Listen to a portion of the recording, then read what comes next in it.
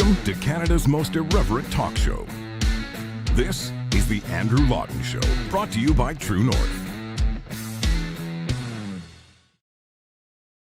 Hello and welcome to you all. We made it through another week. It is Thursday, September 21st, 2023. This is Canada's most irreverent talk show. Although I should say, if you're not careful and you're typing it out, autocorrect will sometimes shift to irrelevant. But no, I'm not Rosie Barton. This is not CBC. We are highly relevant and very irreverent at times, which every now and then some people take issue with on our side of the spectrum. And they say, well, why do you want to be irreverent? And I would say because we challenge the orthodoxies of our era, which right now, as we saw last week, so very much need to be challenged. Not that last week, yesterday, I guess I should say.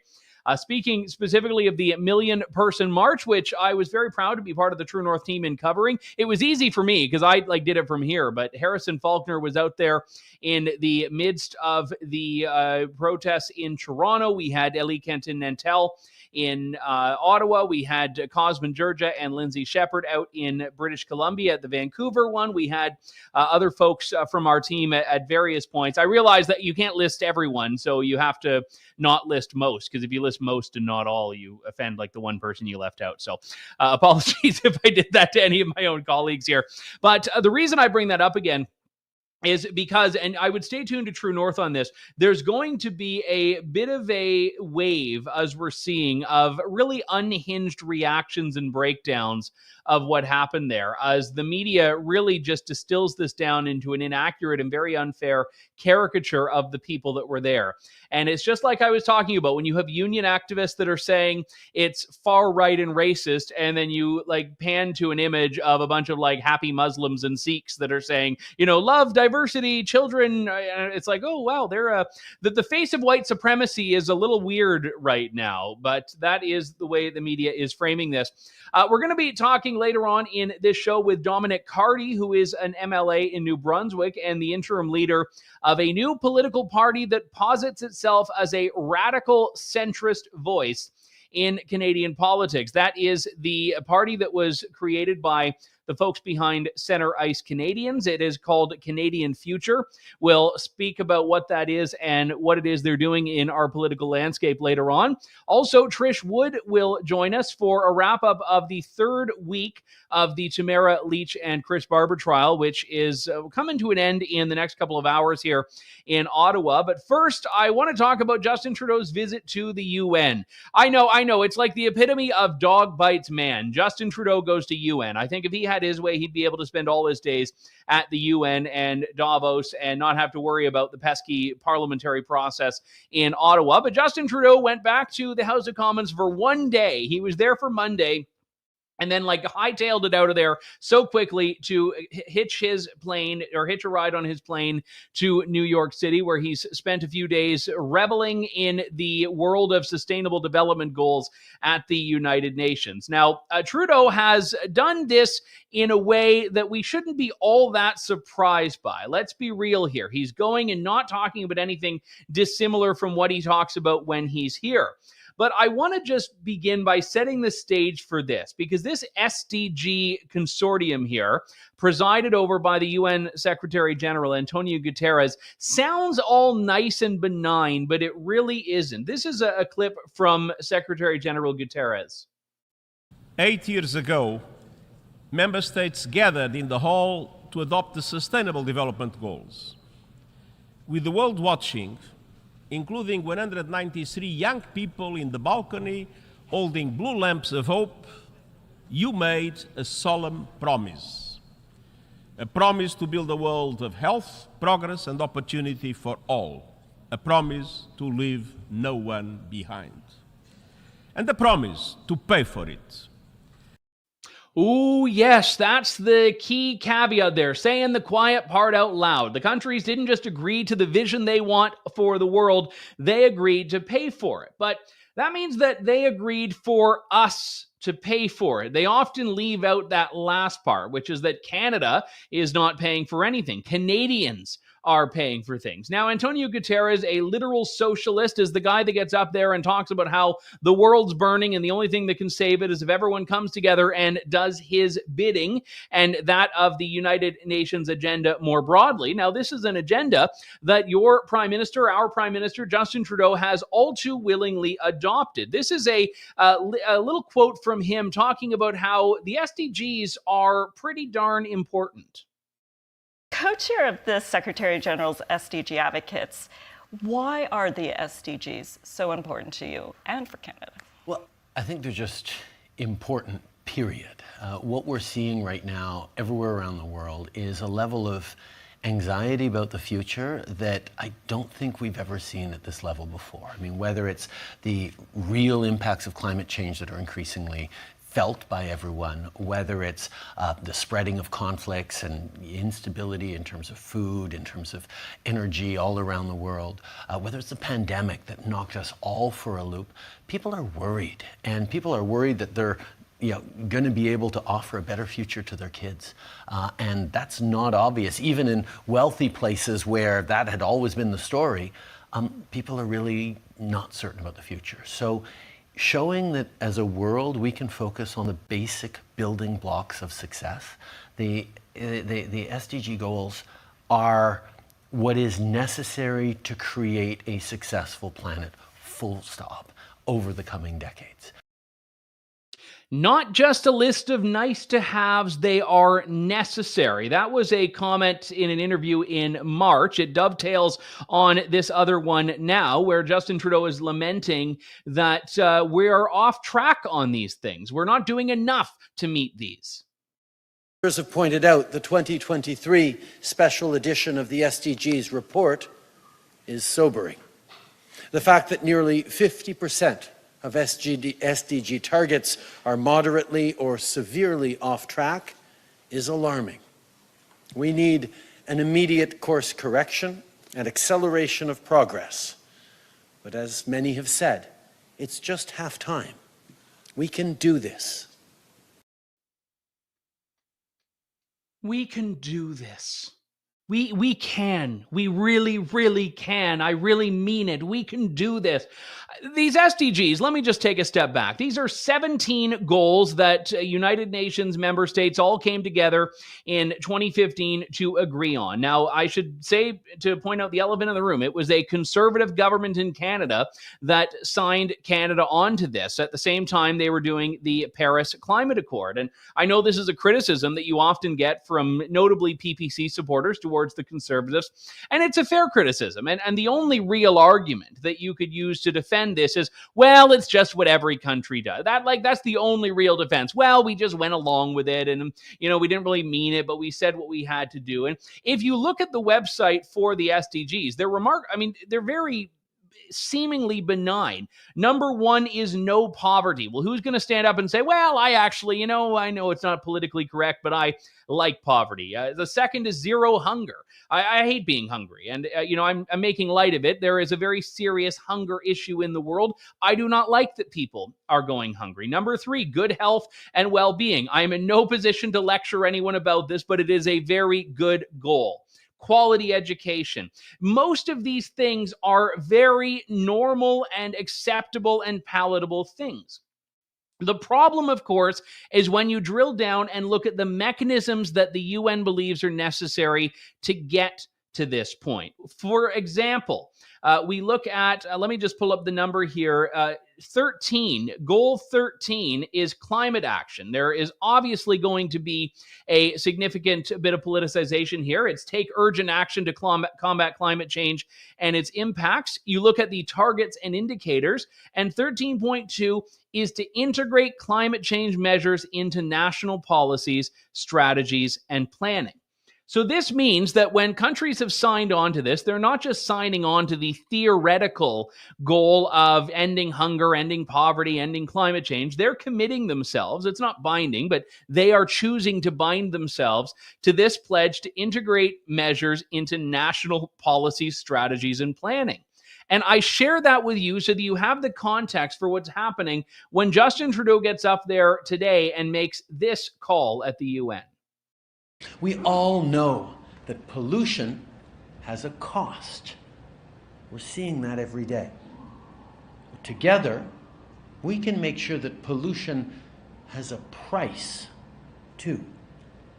In Canada, our price on pollution not only ensures big emitters pay their fair share, it also returns money collected directly to families through rebates. In fact, the rebates put more money in people's pockets than the vast majority pay into the system. So here he is, first off, blatantly telling a falsehood about the nature of the carbon tax. The way he describes it, we all make money from it. Like, did you know that you actually make money from the carbon tax? That when you have to pay more for groceries and pay more for gas and pay more to heat your house, that you're actually coming out on top? Because that's the argument he's making there. When you get that little piddly climate action payment or climate action incentive, as they used to say it, that's supposed to just make you forget about everything else. So, goody, the carbon tax is actually a great gift to us. Well, if people are making more from this, how is it doing all the things the government claims it's going to do and claims it's doing? It's not. But here's the problem. The carbon tax is one of the single biggest contributing factors right now to the rising cost of living that is directly within government's control. Inflation has a government role, yes, but the carbon tax, the government could literally flip a switch and the prices on all of those things the carbon tax affects would go down. And then the indirect costs, for example, the price of shipping a cauliflower to your grocery store, that trucker had to pay more in carbon tax to get the fuel. That is an indirect cost, which would come down conceivably as well. But he is now calling for every country around the world to follow Canada's lead at a time when global inflation is pushing more and more people into poverty. He gets up there and says to the UN, forget about the fact that people in my home country are losing their homes and can't afford to buy groceries. We all need to do this. We all need to learn from Canada's example right now. And this is the problem. The SDGs get a bit of a conspiratorial rap sometime. Canada is not beholden to these things. Canada agreed, but Canada still has the authority to decide what policies it wants to enact. The problem with Justin Trudeau is not that he's bound by these things, it's that he wants to be bound by these things. He's actually the great evangelist for the Sustainable Development Goals. I don't know if it's possible to put a screenshot of it up, but if you saw that clip that I just played from Justin Trudeau speaking, he's wearing a pin that looks like a Trivial Pursuit board with, the little colored pie wedges. Well, that is the official logo of the UN Sustainable Development Goals. Each one of those wedges represents one of the 17 Sustainable Development Goals. So you go up there and wonder, why is this guy when did it go out of vogue to wear a Canadian flag when you're representing Canada at the United Nations?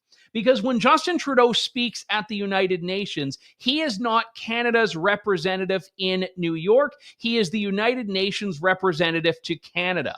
And that is such a crucial point here, is that he wants to represent the global community, the so-called global community in Canada, instead of representing Canada itself, which should be his job.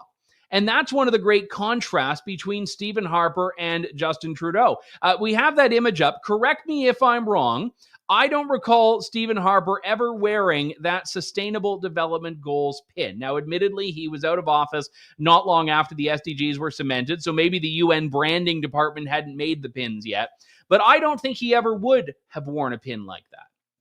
And I may have told this story previously when my producer Sean and I were walking around in Davos. You'd walk up to someone and you'd say, oh, wow, this guy must work for the UN. He's wearing that UN pin. And you look at his name tag and it's like, oh, that's Brad Smith, the CEO of Microsoft. Why is he wearing a UN pin? Shouldn't he be representing Microsoft? Why is Justin Trudeau wearing a UN pin? And these things are incredibly important for people to take note of here, because we have as a country national sovereignty. The United Nations, people who defend it against critics will say, well, hang on, the UN doesn't have an agenda of its own. It only has the agenda that is given to it by its member states. That's kind of true. I would argue it's untrue when you look at how the UN Secretary General takes such a prominent role in shaping discussions, and when the UN is putting out policy resolutions and agendas and all of that. But at its core, Canada could look at this and say no.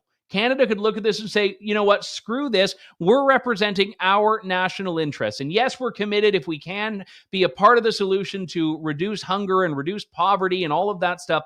But we are not going to bankrupt our country because all of these people are clinging to, UN SDG number 13 as being some trump card over sovereign countries and their national interests. And it's really interesting because you look at these discussions and you'll see like the head of the Maldives or the head of Tuvalu get up there and say, we're drowning, everyone needs to have a carbon tax so we can get rid of this. And then you look at these ribbon cuttings they're doing for these waterfront resorts and you're like, well, if you think your country is going to be underwater, maybe you shouldn't be investing in waterfront property. There's a little bit of an issue there that I have in understanding the logic and rationale behind this. So thank you for coming to my TED Talk, as we say. We will move now to a story that's been brewing in Ottawa for now 3 weeks. It is the criminal mischief trial of Tamara Lich and Chris Barber. And what's interesting about this, we haven't been able to cover it from the courtroom because I, can't broadcast live from, courtroom number 3 or whatever they're in. But we've been keeping an update and I've been keeping tabs on it. And there's been some great reporting that's been taking place. Some of it from Robert Krychuk of Rebel and also from Trish Wood, who we had on alongside Jacqueline Bynan a couple of weeks ago about a documentary they're putting together on Tamara Lich called The Trials of Tamara Lich. But I wanted to bring Trish Wood back onto the show for a bit of an update on how things have been going. Trish, good to talk to you. This week has been a bit interesting because we've seen some doublespeak from one of the witnesses from what he said during the Public Order Emergency Commission and what he's now saying in the prosecution of Chris and Tamara. What's going on? Well, it's quite interesting because, let me just say, you're lucky you're not covering the trial because it's one of the most boring things I've ever been involved in as a journalist. And most trials, as you know, Andrew, are full of drama. They create their own culture. They create their own stories. Remember OJ and, if the glove doesn't fit, you must quit and all that wonderful stuff that happened. This trial is a huge drag on one's attention. I mean, maybe it's the airflow problem in the courtroom or something along those lines, but generally it is a case. The Crown's case is a case in search of a narrative. The Crown has not explained in any sensible way exactly why he's leading the evidence. He's leading in the order he's leading the evidence. He has a second chair, young woman. He's leading. And the whole thing has turned into, and I don't want to be disrespectful to the court. I quite like this judge, and I've said so before. I think I said so the last time I was on. She's pretty interesting, tough, smart, doesn't miss a trick, and is managing a whole bunch of really crazy stuff that's going on quite well. But it's becoming a big kind of evidentiary blob. You're not being trained as a good lawyer will kind of put it out day after day to start thinking about the case in a certain way. And you're like, oh yeah, well that could, that could be true. Maybe they did do it or maybe they didn't do it. It's just kind of throwing spaghetti at a wall and hoping it's going to stick. That feels like what's going on. And I don't get it. I do know, I'm sure you know too, that this is not the first Crown. This is not the original Crown. Mm-hmm. That he was removed. And I don't exactly know what happened there. I know that he was pretty zealous and was seen to be zealous, which is not necessarily a good look in a trial that's already being accused of being political.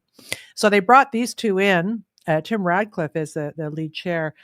I don't know, maybe it's a last minute thing. Maybe they're just not up to speed on their own evidence, but I am not hearing anything bad about Chris Barber and Tamara Lich day after day after day after day. I mean, it's kind of crazy. And I don't think even like I've been following Canadian press a little bit because they've been sort of okay. Mm-hmm. I don't think even the people who are inclined to look at mainly the legacy media, the people who are inclined to look at Tamara and Chris in the worst possible way, even they're playing it kind of straight because there's not really anything going on. The nub of it, I think, is the phrase "hold the line."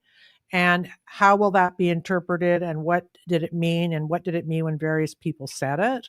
I also think it will be about, at the end of the day, the interpretation of the phrase mischief, because that can be legally interpreted multiple ways too. But we don't even have a framework of language in this case yet. So it's a really, really strange thing to be participating in, sitting there in the gallery. Yeah. Yeah. And just to talk about the pace of this, there were initially 22 witnesses the Crown was planning to call. Yeah. I believe there was talk about adding more, but just Maybe. for context here, we are about to wrap up the third week of trial. There are, under the original schedule, 3 days left, and they've gone through 3 witnesses. Yeah. So here's what's going on there. Aside from the fact that the witnesses are not saying anything inculpatory about They're taking Chris, a long time to say nothing. Is that they're the taking case? well, they're not even saying bad things about the defendants, right? Which you would think the Crown witnesses would be. But there's a lot of procedural stuff that I don't quite understand. And I give trials are really, really hard work, Andrew. I mean, you're in trial all day on your feet, working really hard, and then you go home at night and you prep more. It's a really tough gig for both sides, actually. So I have some sympathy for them. But what I don't understand is why the Crown Attorney, primarily Tim Radcliffe, who's the lead chair, was not better prepared, because a lot of the reasons that we're seeing this slow going with the witnesses is that simple rules of evidence don't seem to have been being adhered to. So we'll just get going and they'll get 3 questions and answers out from one of their witnesses, and then there is an objection, which the defense is perfectly entitled and should be doing on behalf of their client.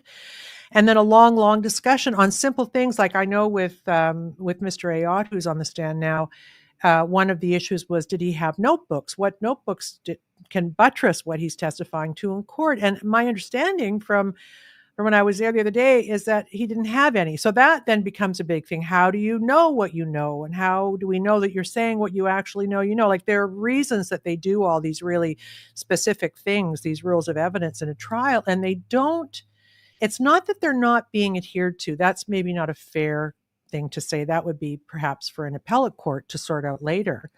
But they seem to be coming to Mr. Radcliffe as a bit of a surprise. So I don't know if Justice Perkins McVeigh is being a stickler, or if there really is something hinky about the way they are bringing the evidence to court. And some of it makes, the complaints about it make sense to me. Obviously, if you're defending your client, you need to know exactly what the Crown's going to lead, so you can prepare your defense and your, arguments. I mean, court really is about arguing, right? Mm-hmm. And in order to prepare yourself, you need to know what they're going to lead and whether it's credible and where they got it and all that stuff. And that didn't seem to be being happening. So this is dragging. And I will say that the judge is saying that, she looks kind of irritated at times, and not yet irritated with defense. Now, they're not leading evidence yet, but she does seem somewhat irritated with this Crown and with the process. No one wants this. No one wants to be a judge in charge of a proceeding that's sort of crawling along. The eyes of the country,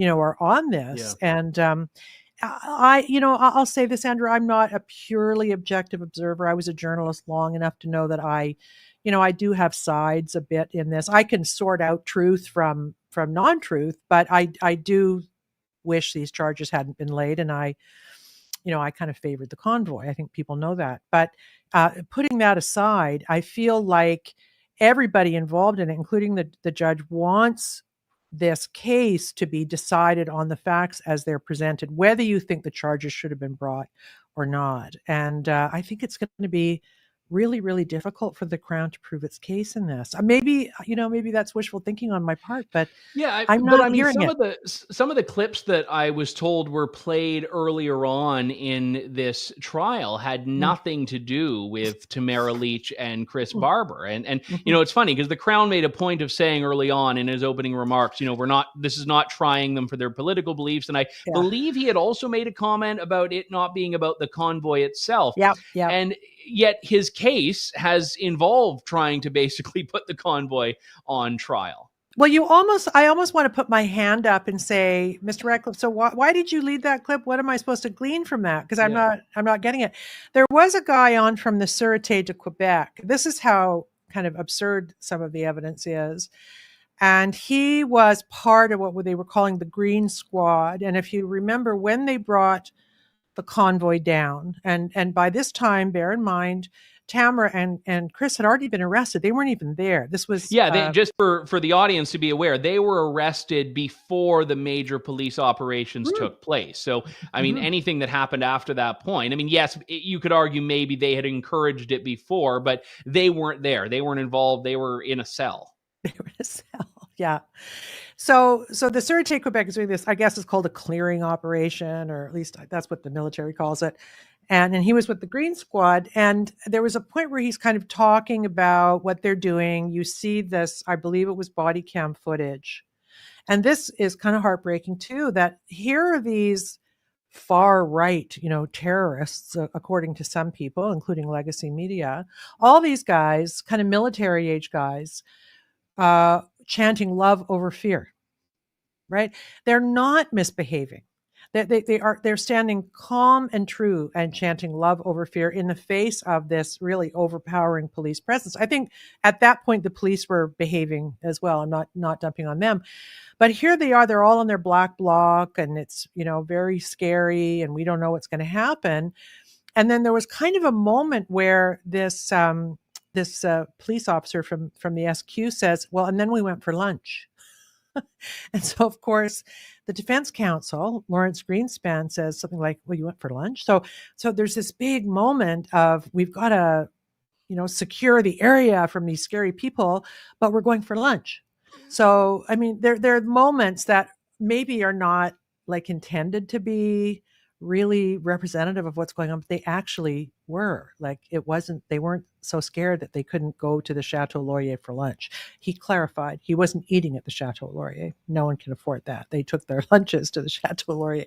So that's the kind of stuff we're seeing, right? I mean, I haven't seen anything in the videos that did anything but really act as exculpatory evidence for the defense, except there are chants of hold the line. I know that's going to be discussed forever and ever, but it is showing some pretty, how can I put it, subdued behavior on behalf of the protesters. And I don't know if you remember this, if I said this on the last show, but when they first started showing these videos, and you're like, oh, what's going to be in them? They're going to be so terrible.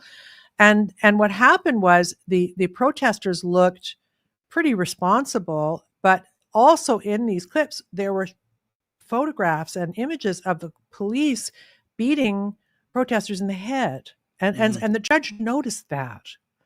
She noticed. So whatever they're leading, it always seems, it's kind of like, dare I say, the Roadrunner and the Coyote, like they keep dropping the anvil on, maybe I'm overstating it, but.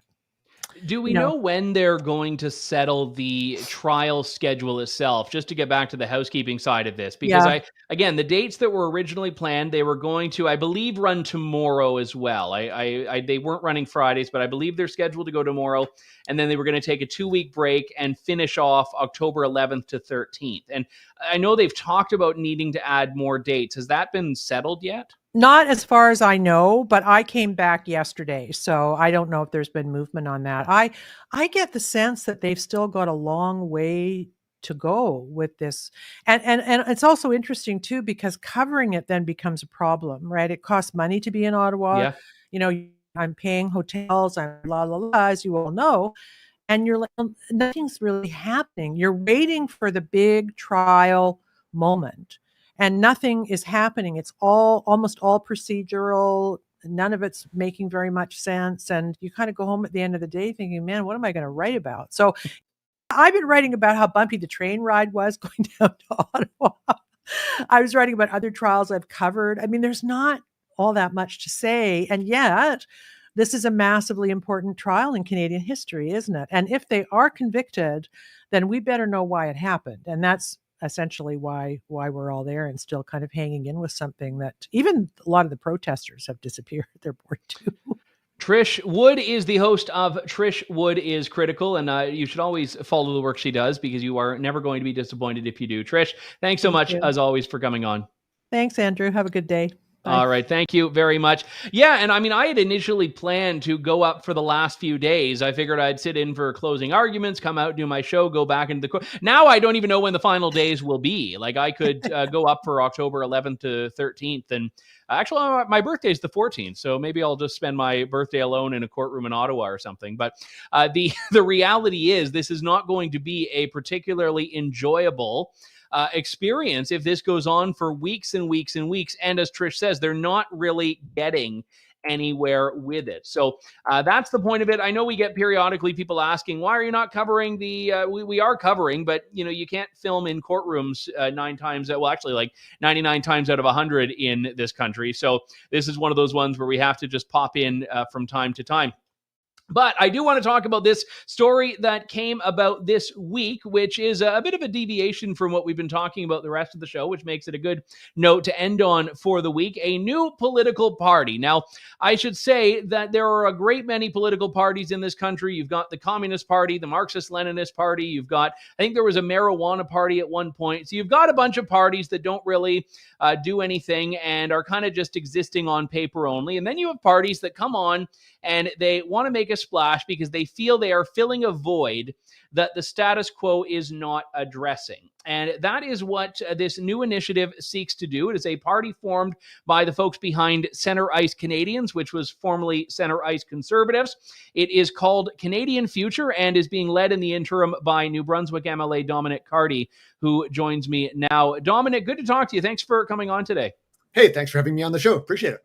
So let me just ask first and foremost, I know this is being presented as a centrist party, which is a term you often hear kind of appropriated by both sides. Do you view this as a party for conservatives that don't like Pierre Poilievre or liberals who don't like Justin Trudeau?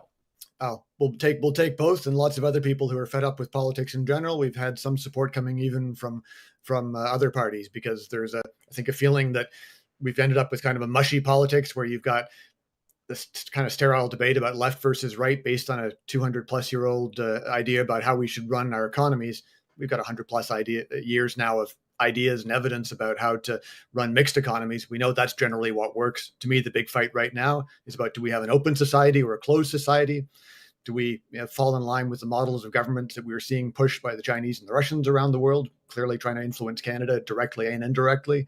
And do we have a party based on evidence? Because I think that's something that all the parties have slipped away from as the years of sort of left-wing postmodernism made truth somewhat relative. And that's now being a mantra embraced by the right, where we have, unfortunately, Mr. Poilievre out campaigning Max Bernier, talking about the World Economic Forum and how apparently it's running our lives, which is got to be one of the daftest things I've ever heard. And I'm getting kind of fed up of people saying that Canadians aren't responsible for what happens in Canada. We're not subject to shadowy foreign influences. We're a sovereign country. We can make this place better. We built it. We can fix it.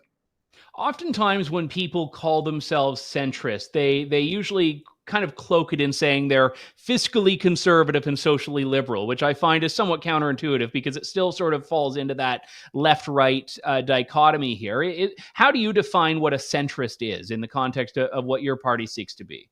Yeah, although I think that these definitions change, right? I mean, you look at the Soviet Union, it was pretty damn left when it came to the economy, but it was also pretty right-wing when it came to social structures. It was, not the land of free love and progressivism that some of its modern-day young adherents like to imagine that it was.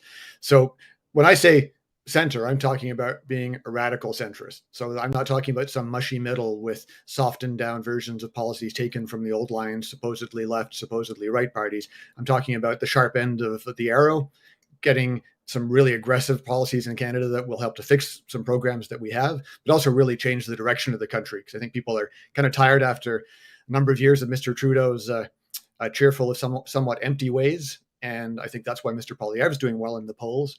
But I'd have to hope again that at some point, either he shapes up and stops spreading conspiracy theories and starts actually sharing some real solutions, or that we'll be there to help try and fill that void, because there's got to be something better than having two parties, neither of whom accept that there's such a thing as reality.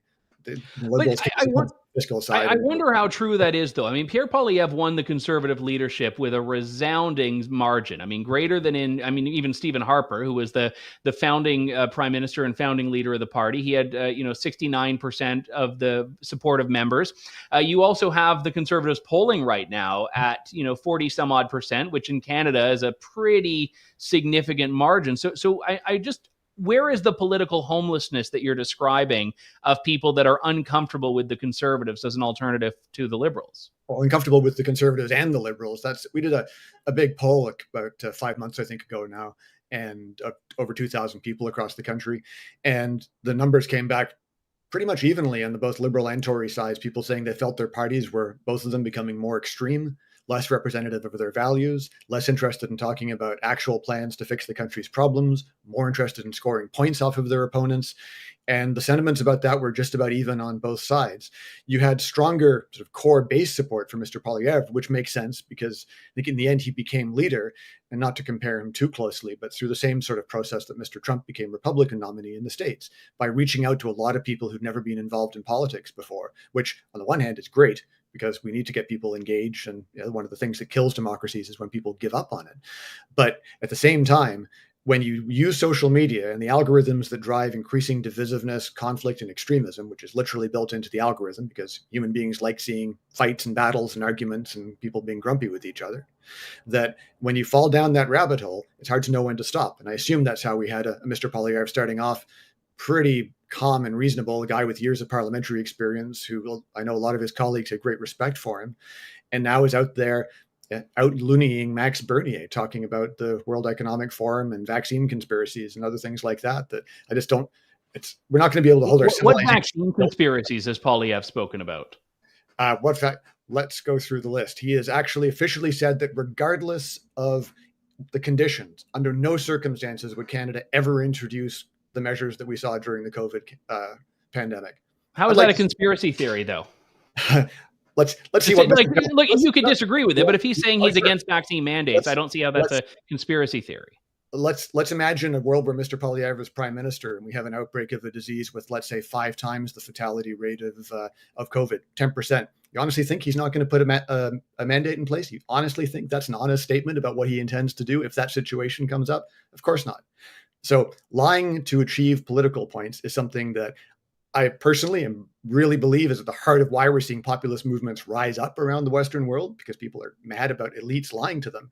But if you try and replace those same disconnected elites, which the Liberal Party and Mr. Trudeau represent absolutely pitch perfectly, but if you try and replace them with just another set of adjustable facts that aren't necessarily grounded in reality, we're just contributing to the problem and just going to make things worse. And and he'll have a lot of supporters if he doesn't get in and follow through on some of the things he's campaigned on as opposition leader. And I think that any party that doesn't campaign in opposition the way it intends to govern is being fundamentally dishonest and contributing to degrading democracy. Political parties, I think, generally tend to be followers more than leaders on a lot of issues in general. I mean, you even mentioned that your initiative did polling. You wanted to see where Canadians were before you took a particular course, which I think is reasonable. A lot of the things you're talking about that you don't like about the Conservatives are things that there is a constituency for that is supporting the Conservatives. So is your problem not with where Canadians are rather than where the Conservative Party of Canada is? No, because there's no other option right now. That if we've got this large chunk of the population that say that they've traditionally voted Liberal or Conservative, in some cases going back and forth, as lots of people do, or with the other smaller parties, that they're saying that there is no option that brings together people who, just to list a couple of examples, believe that climate change is real, want to fix it, don't believe that throwing money at problems is the way to fix it. Following down on that policy, we have a real, not a lead anymore because we gave it up, but we have an established nuclear industry. If we're talking about a climate crisis, why aren't we aggressively building nuclear power plants and exporting them around the world so that we can make Canadian jobs, make Canadian money, help do our part to reduce carbon emissions, and help other countries that contribute way more than we do to the carbon emissions to cut them down? I don't care what the cause of climate change is. It's happening right now. And if the basic science says that reducing carbon is going to help mitigate it, I'd rather have a slightly cooler planet where we can figure out how to handle the usually nuclear power plants are creating a minuscule amount of nuclear waste. All the waste in the world, I think, would fit into 2 Olympic-sized swimming pools, all of it created since the 1940s. So, right there, no one's talking about that in a serious way. That's got to be something that happens in the next mandate. if the people who are most pessimistic about climate change are wrong. And if people believe they're right, regardless of whether you do or not, in the end, that means that there is an opportunity to make money and an opportunity to address people's fears in something that's going to make the world better by actually reducing the emissions and hopefully reducing the horrible summer that we had with the floods and the fires raging across the country. Let's make some money off this, make the world a better place. But to have a party that's fighting against the idea that we should transition to a new post-petrol economy, it's like campaigning 100 years ago against transitioning to the petrol economy. I mean, it doesn't make any sense. We didn't. If you were generally someone looking to advance your country 100 plus years ago, and you're saying, you know what, guys, I think the Amish have got the right idea. Let's stick with the horse and buggy. Let's avoid those fancy newfangled cars. Humans are supposed to progress and innovate. Let's put money into research and development to deal with the climate issue. Bring scientists to Canada. That sort of industry always has a knockoff and helps us in all kinds of other sectors. That's just one example. Then we could talk about defense and international affairs. Yeah. Well, just on the climate, though, for a moment, if your belief is that this is the hole in Canadian politics right now, how do you explain one issue? Yeah, but this party and this movement and this radically centrist approach, how do you explain the 2021 election when Aaron O'Toole did exactly what you're describing on climate? He came out with a conservative answer. He said climate change is real, it's a problem, and here's what we're going to do. There was going to be a cost associated with that. He really kept a lot of the conservative policies that the conservative flank of the party were trying to push forward at bay. And he completely fell short in winning the election. So how do you explain the 2021 election when the Conservatives really did exactly what you're saying they needed to do? Because no one trusted Aaron O'Toole, because he campaigned one way when he was campaigning to be leader in an opposition, and then tried another way when he was campaigning to be prime minister. And I think Canadians are smart, and they could tell that he wasn't being consistent in his messaging. So there's a real fear that when the Conservatives are saying one thing that sounds a little bit more moderate, that they're actually talking about something much more extreme. And when you have the Conservative Party candidate out-loonying the Bernier candidate in the Winnipeg Manitoba by-election recently. By opposing vaccine mandates. No, in that case saying that Max Bernier was a tool of the globalists who went to WEF meetings, and Pierre Poilievre would never allow that to happen. I'm sorry to keep on going on about the WEF. Well, but since you do, let's drill into this, because Justin Trudeau this morning is at the UN talking about the virtues of a carbon tax. I've covered the World Economic Forum. I've been there reporting on it. You'll oftentimes hear people talk about all the great things they need to do on. Pardon me? Did you get the microchip implanted? You all set? No, I didn't. I needed to stay a day late for that. But they talk about all of these very aggressive and I would say very radical environmental proposals. So is your position that you cannot criticize that without being loony? No, you can absolutely criticize it. And let me start right now. The WEF is an expensive talking shop of rich people trying to make themselves feel relevant in a way that is, in terms of the way it actually impacts power politics around the world, nearly completely meaningless. Anyone really think that anyone's going to listen to what Iran has to say about women's rights, or that Somalia has to say about climate change? It's a talking shop that allows occasional serious work to happen. I'm talking about the UN in this case, but most of the time is a vast waste of time and money and is controlled by dictators. And the WEF. How is that different from what Poilievre said about the WEF? What's that? How is that different from what Pierre Poilievre said about the WEF? Because Pierre Poilievre goes on about globalist, which is code for anti-Semitism. Pierre Poilievre said that he will not allow his ministers, you talk about freeing people to do what they want. Okay, hold up. Are you accusing Pierre Poilievre of being anti-Semitic? Let me finish. If I can finish my answer, I'll come back to that quite happily. Okay. That the WEF, he's not going to allow any of his ministers or government officials to attend any of the meetings of the WEF. That's his great stand against the globalist threat that's threatening all of Canada. This is rubbish. Canada is not broken, and we are not under the sway of some shadowy foreign tentacled octopus that's trying to dominate our lives. Anything wrong in Canada, we can fix. We fixed things before. We built this country out of the ice and the snow. We can do it again to face these new challenges in the 21st century. What we don't need is people dog whistling anti-Semitic tropes. And anyone who doesn't think the attacks on George Soros and the WEF don't have an anti-Semitic tinge into them needs to go and read a little bit more about anti-Semitism. So do you believe, okay, let me be perfectly frank. Do you believe Pierre Poilievre is anti-Semitic? I have no idea. I know that his party is peddling tropes that have their roots in anti-Semitism. His party, which has been one of the most stalwart defenders of Israel for the entirety of its existence, you think is going down the road of anti-Semitism? I would ask you how the folks in the Republican Party, who were similarly stalwart supporters of Israel for most of Israel's history and have now become infected with populists who are largely influenced by ideas coming in from other countries, namely Russia, who are spreading a radical anti-Western agenda in the guise of traditional Western values. And unfortunately, we're seeing that picked up by elements of the Conservative Party. And it's why a lot of people don't feel comfortable with the Conservative Party. And one of the reasons Andrew Scheer didn't win in 2021, despite people being increasingly fed up with Justin Trudeau. I think I will get a lot of angry emails from Jewish supporters of the Conservative Party that don't see what you're describing there. I can, again, go and look at the tropes, the stuff that's being shared around the WF, globalism and George Soros. Go and do a tiny bit of reading produced by B'nai B'rith and the other Jewish advocacy organizations talking about how this is part of the global rise in anti-Semitism. And then those folks are welcome to contact me and I'll happily debate them on the subject. Just getting to the forward-looking part of your party here, as we're already over time, are you planning to field a full slate of candidates in the next election? We'll see. I mean, that's my job the next year, is to build up the party as the interim leader. I had some background doing that and work overseas. I've worked with dozens of different parties in different countries.